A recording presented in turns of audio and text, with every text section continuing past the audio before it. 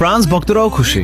গতকাল রাতে সেনেগালের বিপক্ষে এমবাপ্পে তার সর্বোচ্চ চেষ্টা দিয়ে 2টা গোল করল এবং ম্যাচ সেরাও হলো।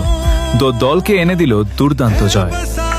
আর্জেন্টিনা ভক্তরাও খুশি, কারণ সকালে আলজেরিয়ার বিপক্ষে মেসি তার শেষ বিশ্বকাপের প্রথম ম্যাচেই হ্যাটট্রিক করে বসল এবং বিশ্বকাপের ইতিহাসে সর্বোচ্চ গোলদাতা হয়ে গেল। পর্তুগাল ভক্তরাও হয়তো আজ রাতে আনন্দ উল্লাসে মেতে উঠবে।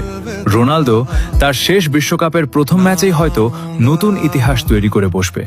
হয়তো তার 1000 গোলের মাইল ফলকে একটি ধাপ এগিয়ে যাবে।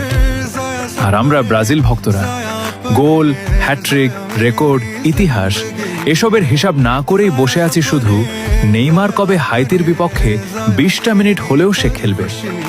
আমরা চাই না গোল, চাই না ইতিহাস ও রেকর্ড, চাই শুধু নেইমারকে ফিরে পেতে।